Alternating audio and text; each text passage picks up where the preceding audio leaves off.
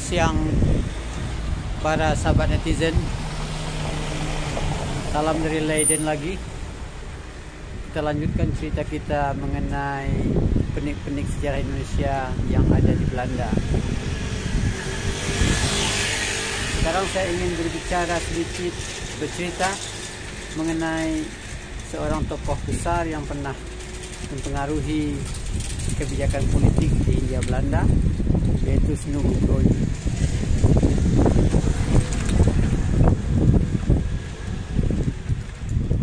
Kita sekarang berada di Rapenburg, pusat Universitas Leiden yang pertama. Di sepanjang kanal ini kita bisa melihat gedung-gedung Universitas Leiden, bagian dari Universitas Leiden.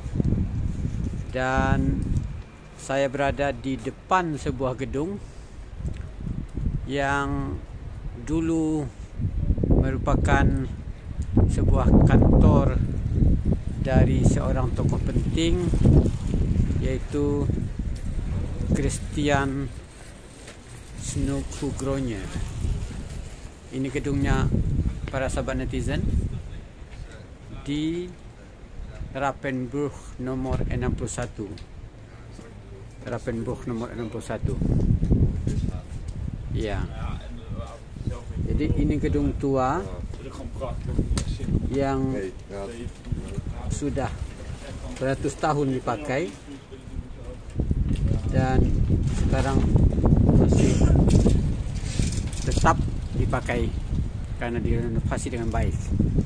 Inilah tokoh yang kita bicarakan, yaitu Christian Snoek Oegrogne.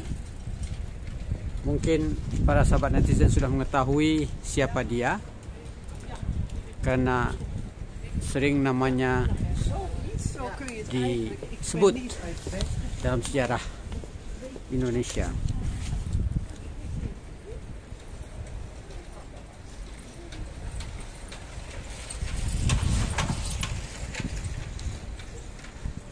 Gedung ini sekarang menjadi gedung kantor Institute for the Nederlandse Taal, Institut untuk Pengkajian Bahasa Belanda. Dan disinilah dulu saya katakan Snoek Oegrogne berkantor. Snoek Oegrogne lahir pada 8 Februari 1857 dan beliau jadi terkenal karena memfokuskan diri pada studi Islam dan menulis disertasi yang terkenal, yaitu tentang Mecca Feast, Pesta Mekkah, atau tentang ibadah haji. Seperti sudah sama kita ketahui, Snoek menjadi profesor di Universitas Leiden pada 1906 sampai 1927, dan untuk studinya mengenai Islam dia pergi ke Hindia Belanda, pergi ke negeri kita Indonesia, dan juga ke Arab, di mana kemudian ia menjadi penasihat untuk pemerintah kolonial Hindia Belanda. Dia menulis buku yang terkenal tentang Aceh, The Acehers, tentang orang Aceh yang konon menjadi dasar kebijakan politik Hindia Belanda untuk menuntaskan perang Aceh yang begitu lama dan memakan banyak korban. Snoek, sebagaimana kita ketahui, juga masuk Islam konon dan mendapat nama Abdul Ghaffar, ya, nama Arabnya, dan sampai sekarang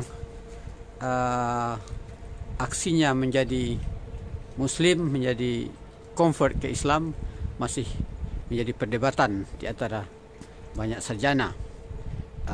Kita tahu bahwa dalam buku terakhir mengenai dia, yaitu yang berjudul Het Volkomen Geleerde Leven van Christian Snoek Oegrogne, orang masih memperbincangkan bagaimana dan apa maksud dari tujuannya masuk Islam, sehingga dia pun disunat, ya, dikhitan dan kita tidak tahu, hanya Tuhan yang tahu apa tujuannya.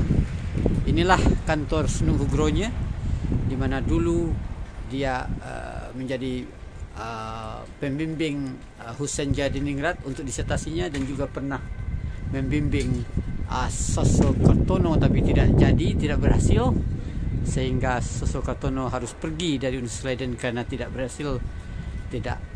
mampu menyelesaikan disertasinya.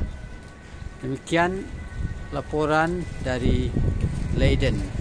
Bila Anda pergi ke Leiden, silakan berkunjung ke kantor Kerapenbuch, tempat Snook Hugronya pernah berkantor. Beliau meninggal pada 1936 dan dimakamkan di Begraafplaats atau perkuburan umum Groenensteeg di Leiden. Nanti kita akan ceritakan mengenai kuburan dan makam beliau. Terima kasih. Salam dan sampai jumpa lagi.